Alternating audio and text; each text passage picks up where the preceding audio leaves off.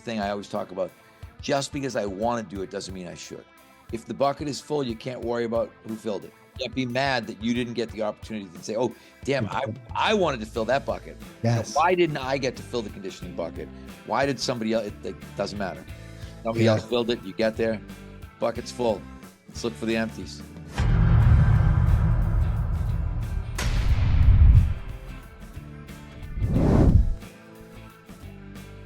Hey everybody, I'm your host, Anthony Renna. Welcome to episode 426 of the Strength Coach Podcast. We're talking about relevant topics with top coaches in the fitness industry to help you become a better coach, trainer, therapist, or business owner.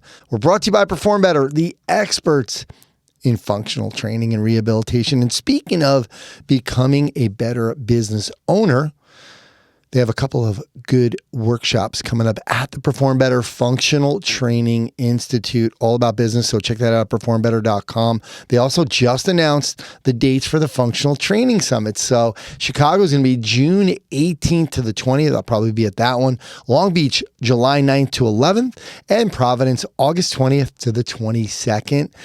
Don't forget, they also extended their PB Extreme Foam plyo boxes. They're 20% off. They extended that sale for another week. You can still get that. And they have some Bosu trainers, select dumbbells and kettlebells up to 50% off right now. Check it all out at performbetter.com. All right. Today I have on Coach Boyle. We spoke about his trip to the Hockey Hall of Fame, which is very cool. As he said, a pinch me moment. He had 3 people from BU and USA Hockey that were elected into the Hockey Hall of Fame, and he was able to attend that. So just really cool stuff. Also, we're going to talk about some Instagram posts because he got hacked on Twitter. So he's been spending a little more time on Instagram, and he's playing around with doing some exercise videos. So we're going to talk about working the Psoas. I had some questions for him on that. The kickstand deadlift, and really more specifically, the trap bar deadlift type of kickstand deadlift. And then what he thinks is the most underrated exercise, and a post he did a couple years back, but he wanted to replay it. It's called, do bad coaches ruin good athletes with the grind? So we talked all about that. For the Business for Unicorns Fitness Business Power Play, Mark Fisher is on to talk about getting the model right. This was an interesting one. Among other things, Mark's going to talk about pricing, services, hours, and space. So the space one was definitely a new one for me. He was kind of talking about making sure that you actually don't have too much space, even if it was the same rent. This is really cool. So I never really thought of it like this. So Mark always has a really interesting segment on here. Guys, check out businessforunicorns.com. They have a ton of free resources, not just for gym owners, but all trainers. So here's Mark Fisher. Business for Unicorns presents the Fitness Business Power Play. Listen in for one actionable strategy to help you build a gym and a life you love. And if you find value in today's Power Play, go to businessforunicorns.com or click the link in the show note to access a ton of other business building resources. Okay, so today's topic is one that is near and dear to my heart, and that is get the model right. So what do I mean by this? Well, at the end of the day, obviously to be successful running a gym, you have to know how to get clients and you have to know how to take care of clients. But there are a lot of foundational decisions we make, at least in theory, just once, that if we don't get those decisions right, we're going to run into issues. Now, I have done some things well in my career, certainly Mark Fisher Fitness. I did some other things not so good. I had to clean up stuff later on. And as you'll see as I cover these, some of these are easier to fix than others. I also will observe, having spent the last year since selling MFF, spending a lot more time hanging out with some of the most successful gym owners in the world, both clients and friend of mine that don't even work with us at Business for Unicorns. One of the most common things I've observed, particularly when I'm doing these deep dive mentorship days, is the model really works. Like things make sense such that as the business scales up, the business is going to work. It's going to be profitable. It's not too complicated. There's enough to pay the team. You can afford to pay the rent, all the things that we need if we want to run a successful fitness business. So diving right in, the first way to get the model right is to charge the appropriate prices. Now, the amount you're going to charge will, of course, depend a little bit on the market. It'll depend a lot on the coach to client ratio. If you want to know my current recommendations, you can go to businessforunicorns.com, click the link for free stuff and grab the Raise Your Rates playbook. That's also going to give you a lot of good directions if, in fact, you're undercharging, need to increase your rates. But ultimately, we need to charge enough money that the business makes sense, that we can afford staff, that we can afford to pay the rent, that we can afford to pay you a reasonable living for the stresses involved, and to reward you for the value you're creating in your clients' lives. We have to charge the right amount of money. Second, we don't want to offer too many services. And this one, not that it's fun to raise your rates, but that is a thing that clients, humans in the world know is going to happen. Discontinuing services can come at a credible cost. But at the same time, I am very aware that a lot of gym owners have a lot of brain drain and actually hurts their profit margins, to say nothing of their enjoyment of the business, because there's just too much going on. And believe me, I did this wrong, right? Now, I didn't do the most extreme version, because I've definitely seen gym owners that have classes and small group and personal training and sports performance and online coaching and nutrition and open access and transformation, right? Stop the madness. Anytime you offer a service, it's got to be great. So you're going to need to have a whole separate system of finding individuals, of onboarding and training them, of quality control. The type of trainer that's good at one of those services is not usually going to be unilaterally great at everything. So we really make the business a lot more complicated. And usually, in spite of it seeming like you're going to sell more stuff because you're offering different solutions, in practice, the juice is usually not worth the squeeze. Now, again, I understand like that's a cost to bear to discontinue services. That's not easy to do. But for a lot of gyms that are struggling, I think it actually is going to make more sense than you might think upon first hearing it. Now, another thing that is relatively easier to fix, but can still cause some distress to the clientele base, is when we're offering too many sessions. There are too many gyms that are offering, as an example, a 6-on-1 service, and they're averaging 2 visits per session. So this means that you're charging rates for what is presumably a 6-on-1 model, but you're largely doing 1-on-1 and tandem training. And that's not ideal. And I know that a lot of you are well-intentioned about wanting to make sure people have flexibility, and that's great. That's a good idea. But there's a balance to be struck there. And too often I see particularly younger gym owners are just offering too many hours. And it means they're running ragged. They're on the floor more than they want to be. They don't have time to do anything else. Or if they have staff, it means their payroll is blown up and way more expensive than it needs to be, because they're paying people to facilitate sessions that are a third or less full. Finally, this one's a little bit stickier to fix. I apologize. It might be triggering, but another thing you need to know to get the model right is do not have too much space. The most important thing is, yes, you need enough space for your training space. Everything else, you want to be on the tight side, right? I'm not saying that you don't need any lobby or front desk area. You need something when people come in, right? And obviously you'll probably need some bathrooms, right? You can't have a gym without a bathroom. But too many gym owners need, let's call it 1,000 square feet of usable training space, but then they take out a lease on a place that's 4,000 square feet, right? And sometimes they think, oh, well, I'll just add a second of whatever it is I offer. And that can work, but you really need to scale up the business. And in practice, just because you build it doesn't mean they're going to come. It takes time to really grow your business. So the gym owners often hold in the bag, and maybe they're doing a little bit of personal training in the off hours. So now we're compounding issues because now we have this other service that may or may not make sense. And again, I'm not saying that you can't do more than one service. I think you can do 2 a lot of times. I am saying that now we're stuck with this rent that's way too high with space that we don't need. And by the way, even if rent is the same on a 4,000 square foot facility versus a 1,500 square foot facility, the larger space is going to be more expensive in build out, in maintenance, in cleaning, in HVAC cost. If you are doing any CAM charges or triple net stuff, oftentimes those will be larger with the larger space. Particularly property real estate is often factored as a function of the square footage that you have. So within reason, we actually want the small space we can get away with, not the biggest one that we can maybe afford if everything goes well. So I know some of this stuff can be a little bit challenging. If you have made some of these errors and you're thinking to yourself, oh no, what do I do? Let me just end by giving you a little positive news, which is that, like, listen, we virtually all make some mistakes. It's very rare the gym owner that really did everything right the first time. Certainly wasn't me. So I promise, on a long enough timeline, if you're playing the long game, which I advise, you're going to be able to fix these, but you at least want to understand what's not working about your current model so you know what direction to steer the ship. So if you want even more strategies for building a gym and a life you love, go ahead, click that link in the show notes. And again, you can find all sorts of free resources on our website, including the little book of gym marketing secrets, which is, it's a no fluff, under 30-minute read that covers everything you know to get more leads and more clients. Go to gymmarketingsecretsbook.com to get instant access to your free digital copy. All right, guys, now it's time for the strengthcoach.com and NBSC.TV Coach's Corner with Coach Boyle, strengthcoach.com. Articles, videos, and one of the longest running forums in strength and conditioning and fitness, which is even more important for if you want to stay in touch with Coach Boyle and have discussions with him anyway. Right now, currently, somebody had hacked into his Twitter. So he's on strengthcoach.com all the time anyway. So you can get those conversations there. You can go to strengthcoach.com 7 days for free to start your free trial. NBSC TV, where you're basically a fly on the wall at NBSC. You're going to get staff meetings, programs, seminars, and in-services from top coaches. You can try that out for free too at NBSC.TV. Coach, how you doing? I am doing great, Anthony. It's a little windy up here on Plum Island. It's getting cold. Yeah, it is. Yeah, here too. It's getting I saw Potenza at the Hockey Hall of Fame too, so I could give him the weather report in person for one day.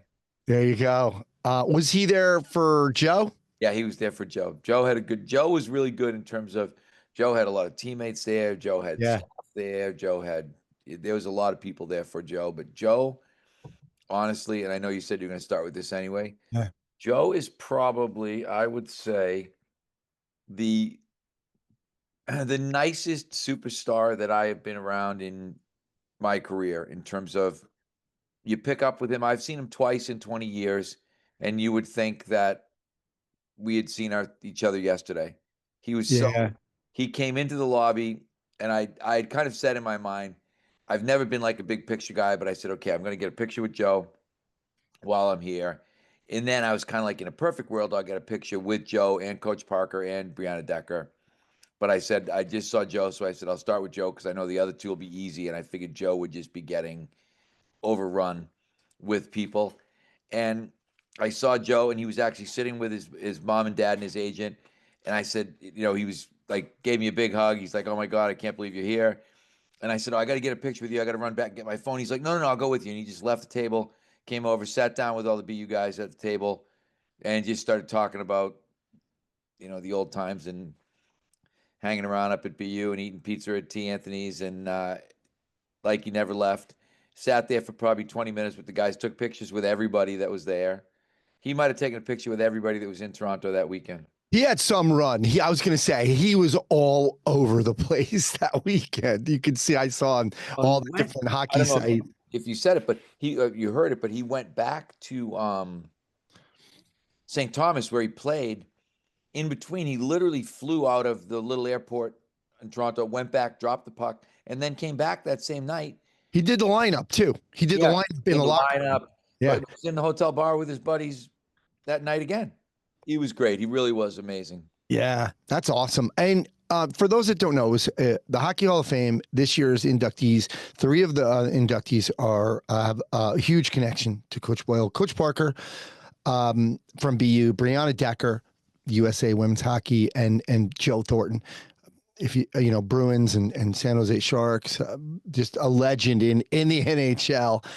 But Coach, congrats to you, because I think it's no coincidence that, you have 3 friends and people you worked with. And this, to me, I told you earlier, this is just the start, because Joe was in the early 90s. So you got a lot of guys coming up that are going to be making that Hall of Fame. Certainly a lot of the women that are going to be making a Hall of Fame. But congrats to you, because there's, it's by no accident that you have these people that you've been working with. And hopefully you'll be in there at some point too. I don't know about that, but thank you. No, it really was, honestly, for me, it was something I was really proud of, obviously, to be able to think, wow, 8 people are going in the Hall of Fame, and I worked with 3 of them. That was a pretty cool thing to just know in your own head. So as I said in one of my Instagram posts, it was a real pinch me kind of thing to be there and to be kind of right in the middle of it and realize, wow, these people are people that I worked with, people that I had a lot of effect on, I guess, and a lot of time with. Coach Parker, actually, it's the reverse. He had more effect on me probably than I had on him. But I was still with him for, I think, 500 of the wins. I believe I was there for Crazy during that time. Yeah. Coach, I think is a good segue. On Twitter, which I said you're not on right now. Somebody hacked, and so you're working on that. But you had posted something. You said there's always more to learn. Just when you think you have it all figured out, you realize someone knows something you don't know, and they've known it for the last 20 years. Talk to me about this. Like, what is it that you probably learned from somebody recently that kind of inspired you to make this post? Honestly, without looking at that Twitter post, I can't remember what even prompted it. Now you said it, I'm like, I Oh can't. my God. I forget what it was, but it was something where I thought, oh my God, this guy was saying this 20 years ago. And here we are today. And truthfully, without looking at it, I don't remember. That's probably my Yeah. first senile moment here on Strength There Coach you go. I'll give you podcast. something. I'll talk to you about something that you don't know and you think you know, but you're wrong about, in my opinion, and in the Freakonomics, Stephen Levitt's the author of Freakonomics. Somebody was talking about pricing and they have different pricing in the afternoon, and you had said, I don't like that idea of pricing because you can, and you mentioned Uber. I disagree. That is not Uber. Uber doesn't do it because they can. It's actually an algorithm that now economic professors actually use, and they're really happy about it. It is the perfect expression of the supply and demand curve. And if you're a capitalist, then you're okay with that. I get it. I know what you mean. Like, just because you can doesn't mean you should. But then you have some of these celebrity trainers that do one-on-one, guys that are heavily influenced by you, and they have to charge something because they can too. And there's certain things in business that we really need to be able to do. And it's been a problem in the fitness industry for a long time. It's like, we don't want to charge people, but I don't think it's a matter of because you can. I think sometimes it's just what we have to do. I understand where you're coming from. I guess I'm a simpler person than that. And I look at it and think, as I said, just because you can doesn't mean you should. Just because you can say, okay, these are prime time hours. I think what you do is you do it in reverse. And all it really is reverse psychology, is that you say, okay, I'm setting my rates and I'll discount them at off-peak hours. That's what I love that idea. Yeah, and I think that that's sort of the kind of the predictably irrational idea in terms of you look at it and you just reverse it where you say, okay, our personal training rate is $110 an hour, but if you want to come between the hours of 11 o'clock and 3 o'clock, we'll do it for 80. I would have no problem with that. We don't Yeah. do that, but I would have no problem with that. I just think it looks opportunistic the other way in terms of, hey, I know you work during the day. I know you can't get here. Therefore, I'm going to charge you more money. I think I used to, or not I used to, but I'm very fond of the saying perception is reality, right? How people perceive you is their reality. And if people perceive that you're taking advantage of them, they're not going to feel good about you. And if people look at you and think, and it could be entirely the same pricing structure, just presented in two different ways. And so I guess Yeah. that would be my thought. The worst part is I'm still distressed about the fact that I can't remember what I read, what was so profound that I thought about. Oh my God, people have been saying this for 20 years, and gosh, I can't think of what it was. No, I'm with you on that. And that's what I was thinking. I'm like, well, it's just how you present it. And I was thinking of it that way too. Like, hey, these are our rates, but we're dead between 12:30 and 3:30. Now you're not, it's probably different, but I think also you got to remember the world has changed. They work from home. They work different hours. They work part-time from home and part-time so I think it's okay to be a little opportunistic when you look at your schedule and say, we're doing nothing between 1 or 12:30 and 3:30. We should try to get some people in here and maybe give them a break for, helping us out at that time. So yeah. Yeah. I mean, we just did it, not even giving people a break, but just started adding more. We had, during the pandemic, we had people said, hey, it would be great if there was a 12 o'clock group. Yeah. There's a lot of us that are working from home that would love to get out in the middle of the day, kind of get a break, work out, go back, finish up the rest of the day. Yeah. And now that 12 o'clock group is very, very popular. We've got, and even we just keep adding on adult groups. because the adult thing, and I have to track some of it to the Peter Tia podcast, I think, because we've really seen a pretty solid uptick. Initially, it was pretty much in our online stuff, but we've seen an actual in-person increase too. That I can, I would love to just say it's because we're awesome and we're doing a great job, but I do think getting into the mainstream, I have to actively seek out more of these mainstream podcasts. I made the mistake of Gabrielle Lyon wanted me to go on hers, and I said I had to figure out because going to Houston to record, and now they basically had booked up into 2026. So I'm kind of waiting to see if I can figure out a date in 2026 that works. I probably should have jumped on that one too. I think Mind Pump would be really good for you and Huberman.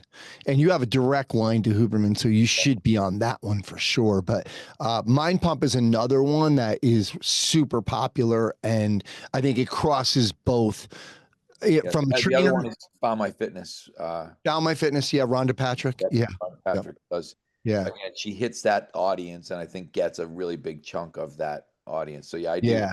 The problem with the Huberman thing is I almost feel guilty. I hate using people's connections and saying to somebody like Ben, "Hey, can you put in a good word for me?" I've never been really a big fan of that, so I might have to figure out what the back door to that thing is. Yeah. I'm gonna text Kevin after this and say, hey, text Bruno and tell him Mike really wants to be on the show. So it's not coming from you, it's coming from Kevin. Mike, you posted a video Psoas, the Psoas work. You were on the bench, just lifting the leg up, doing 5-second ISOs, breathing in, breathing out. Okay. Now you used to always do that with the mini bands as well back in the day. But I'm a little confused. So as there, it seems like that's really just only hip flexor right there, because it was always like, hey, you got to get that lateral motion as well in the upper body to really get the psoas. Well, I think that you have to get the lateral motion if you want to stretch the psoas, Okay. but not if you want to. And I hate to use the term activate because that'll make somebody mad, but that's really what you're trying to do. You're, Mhm. whatever we want to call it, activate, upregulate. Mark Verstegen's isolation for innovation idea from the Exos education. However you want to look at that, I think Yeah. you need to work above 90 because psoas and iliacus are the only hip flexors that work above 90. So that's the key with seated. And we tried a whole bunch of ways to do that. And seated was one of. The other one is that we had a kind of a wall version where you were in kind of a lunge stretch position and then tried to lift your foot off the ground, which is pretty similar. That was actually Marco Sanchez's idea of, well, I'm going to say a couple of years ago, but more than a couple now. Yeah. But I think I'm just trying to, what I've been doing with Instagram, honestly, I'm just running some experiments on Instagram in terms of what generates views. Because what I've realized, people have said, oh, we love the car videos, blah, blah, blah. We love seeing you talk. Those don't generate a lot of views. There are people that like those. They don't get viewed. What gets viewed are exercises. Yes. Don't know why necessarily. What makes that more interesting, whether it's to the actual people, to the algorithm, I'm not sure. I think it's more to people, obviously, because it's being calculated in number of views. But we're getting up because today I cracked 150,000 followers, actually, to today. And we're probably moving into a situation where 30, 40, 50% of people are interacting with these exercise posts. I would say 20% is kind of a good day. You get 30,000 views, and then the better ones, 30%, 45,000. But some of the hip lift ones that I put up ended up, one of them is, I think, at 200,000 views. It's actually got more views than I have followers, which means it really got out of my audience, because they always show you kind of followers, non-followers on the analytics. Yeah. on the analytics. And I've been looking at the analytics because mainly because I just think it's interesting. I'm very curious to see, okay, what drives this. And so I threw up a pull down one today just to see, and that's doing pretty well. And I filmed another one for tomorrow on standing cable press, trying to look at, just talking about joint friendly options.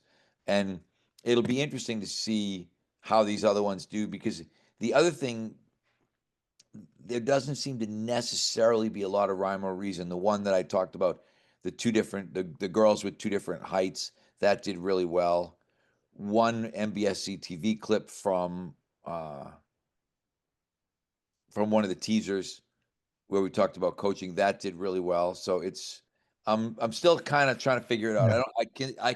I can say that I don't have the answer yet, but maybe I'm getting closer. Yeah, I think the more you do it, too, the more the exercise, the more those people are going to keep coming. I mean, let's talk about it, because you have one that you need to film, because NBSC official posted the kickstand deadlift, which I absolutely love. It's how I teach people. That's the first step for me with that single leg deadlift, and then to get them to this, where the leg is going back. But there was a thread on the forum, the strengthcoach.com forum, about the trap bar. I don't know, he didn't mention, he said kickstand deadlift, but Kevin answered saying, oh yeah, we have the trap bar deadlift and the trap bar kickstand deadlift. You don't really love trap bar kickstand deadlift. Can you kind of just talk about this thread, or why don't you love it, or what's different about it? What I worry about with the trap bar kickstand deadlift is that people are going to use it more. I don't think it's a strength exercise. So that's what I worry about when you're doing it with the trap bar. Like, I'm looking at it thinking people are going to start to try to asymmetrically deadlift really, really heavy, which I don't think is what you're trying to get out of that exercise. I think you're really trying to get people to understand that internal rotation, the pelvis moving on femur thing. And I also don't think, when you've got symmetrical loading in each hand, that you can drive the rotation the way that you want. So the video that I'm going to film, actually, I may film it tomorrow. I was doing it hugging a med ball and trying to rotate my elbow over, and then eventually hugging a plate and trying to get the elbow to go over. So trying it goes back to, as much as I've said it, there's things I like about the Gary Gray thing and the things I don't like about the Gary Gray thing. I do like the idea of drivers. And so you're trying to think, okay, what am I going to use? I'm going to use this plate kind of as a rotational driver, but it's going to stop me from flexing, which is what I want to not have happen. But it's going to give me something to drive that pelvis now under load into that internal rotation. So I just think you have to be careful that we don't kind of start mixing things up. I won't say that kickstand is a rehab exercise or a prehab exercise, but it's not. I don't want to look at it as a strength exercise and think, hey, I really want to load this. So I guess that's Yeah. why I don't love the trap bar version. Yeah, Mike, what about loading? Going back to the Psoas exercise you showed, I've been seeing a lot of people, like, for example, pick up a kettlebell with their foot on that one, right, to get some load. Are you guys progressing that? I would rather put a sandbag on their knee. That's what we've progressed with, rather than putting something on their foot. Because So you are going to load it, I then. realize is that most people can't get their foot in the standard kettlebell. Yeah. It ends up, it's like little people that do that. And then I tried that one time because I was like, okay, this seems like a pretty cool idea. And then I realized I can't get my foot in some of these kettlebells. Yeah. So That's the people with these clodhopper Hokas on and stuff, right? I mean, it's crazy. Let's see on the exercise idea, because you posted Sam Apuzzo doing the Sahil Bloom posted about the most underrated exercise. His choice was walking lunge, which I don't think I've ever seen you doing that. But you had said slideboard lunges give you all the benefits of walking lunges, but don't require the large spaces. Either way, if you had the space, would you do walking lunges as opposed to slideboard lunges? it's funny. No, only because we just never have. Because I tried. I actually have an old video of one of my BU guys doing walking lunges down the turf, and we were doing it at that time with the bar. And I mean, it's really, with a 7-foot bar, it's really one of these sort of disruptive exercises, because you've got 7 feet. It's like driving a snowplow down the middle of the field, right? Because people got to get out of the way of this bar, and if you start walking with a lot of people, so I think there's an impracticality to walking lunges in terms of, hey, if I want 10 reps, I need maybe 10 yards. If I want 10 reps each leg, I need like 20 yards. So you need a lot of space. And that was why we went to the slideboard lunge thing. The slideboard lunge is just walking lunge without walking. And that's all it is. And I think it's better in terms of, it's actually a little smoother in terms of what you're doing with your back leg, but it's the same kind of pull through action that you would get in a walking lunge. So you're literally able to, it's like walking in place almost, in terms of, hey, I can do this walking in place lunge without having to have somebody up and down and worrying about how much space I have and how much space they're going to take up. So that's kind of why we ended up, and that was why we made those little mini boards. Yeah. Mike, what about though? Somebody had asked you why the slide board, why not just use a regular reverse lunge? But they are two different exercises, because on the way up, you're driving. I think the cue you used to be was like try to straighten out like the rug or whatever, right? Like back in the day, I forget the exact cue, but you're pulling through that slide board on the way up, which you're not doing in a regular reverse lunge. So just talk about those differences. Yeah, I just think it like I said, it is different. In one you're stepping back, and the other you're sliding back. I look at a reverse lunge and think it's kind of clunky. And so if I get someone who doesn't move great, I'm thinking, are they really even going to be able to do this? Whereas slide board lunge, because you slide, or Val slide lunge, I got to make sure I give Val her plug here. Yeah. It's smooth. You're like slide back, pull forward, slide back, pull forward. Whereas it's kind of like step back, clunk down, and then try to figure out how to get yourself reversing direction. There's a smoothness that is lacking in step back lunge that is present in slide board lunge. And I don't think they're that different, but I think the slide board version is just better. That's why I never, like me, when I'm programming, I never program step back lunge ever. Always program slide board lunge instead. I think people can kind of be more consistent with the slide board lunge, because sometimes when they're stepping back on a regular back lunge, they might try to use the back leg a little too much sometimes, or the front leg too much, or both.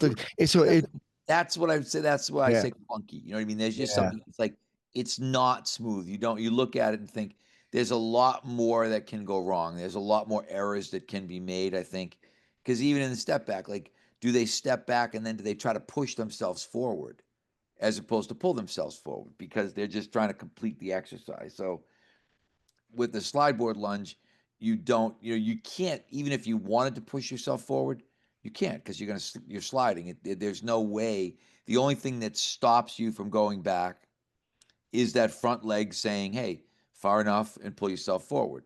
Yeah. Whereas in the step back version, you plant that foot on the ground, and then, as you said, you've got sort of a 1 foot, 2 foot decision to make in terms of, hey, do I pull back like I should just off the front leg, or do I use that back leg to kind of touch down, tap down, give me a little shove, and get myself going back in the other direction? So that's what I guess clunky was the only word I could come up with for that. There you go. I'm digging these Instagram videos because they're giving me a lot of content since you're not on Twitter. You had posted an old video about, you said, do bad coaches ruin good athletes with the grind, volume, et cetera? And I think it's funny because early CrossFit really had that mentality. And then when people started getting hurt, and I think people started backing away from that, then along comes like the David Goggins types and is like, no days off type, right? But Coach, can you help coaches out? Because it's not always about, like, if I have some hockey players or some football players or baseball players, whatever, it's not only about what I'm doing, especially in the private sector. So there's really managing. You have to manage. Now you have to change what you're doing, because based on what they're doing, whether that's travel or high school. So the other coaches are grinding them. We're not so much. We're kind of getting this recovery idea. It's been impounded in our heads. Talk to us about, can you help coaches out, figure out how do they figure this out with, when they have these coaches, these sport coaches doing it, the grind to them? I think that as a strength coach, we always talk about that. That's why I don't like the finisher idea anyway. Doesn't matter, but we don't do finishers. We don't do recovery workouts. I hate the recovery workout idea. That to me is oxymoronic. Recovery workout. It's either recovery or it's a workout. It's like saying, I'm driving the car, but I'm not using any gas. Like, yes, you are. If you're driving the car, you're using gas. If you're doing Unless you have a exercise, Tesla. unless energy. If I'm driving the car, I'm not using any energy of some sort. But so I think that's the problem that you run into with a lot of people is they just don't realize that all stress is stress. And you can't look at it and think, oh, by doing these exercises, you're going to cause a positive adaptation. I don't think you are. I think you're taking gas out of the tank, particularly if you're worried about somebody thinking what I'm worried about is the limited supply of gas in the tank or charging the battery if you'd like to use the analogy. But whereas if you just looked and said, "Hey, I'm just going to the gas station, I'm filling up. That's it. I'm going and I'm plugging it in, I'm letting the battery fill up. That's it." Let those things be what they are and don't try to manipulate them in some other way and don't add useless stress. So again, we've talked about this innumerable times, but we do the least amount of conditioning we've ever done because kids, just not kids, athletes in general are doing more work than they've ever done. There is more practice time accumulated. Whereas now, but you flip it, I have my two national team women's lacrosse players, Charlotte North, Sam Puzo. I'm trying to get them to do more running because they don't now. They're pros, they're coaches, they're doing whatever.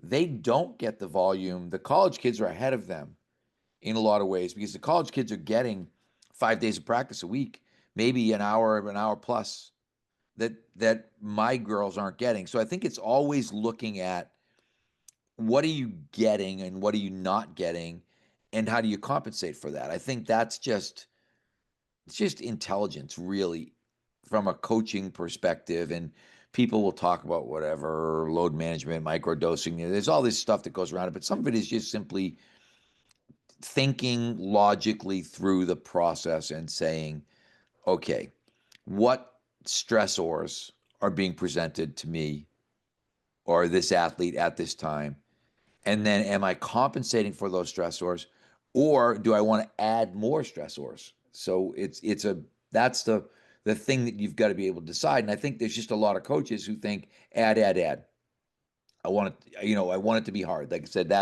I hate, and again, I have tremendous respect for David Goggins and what he's done.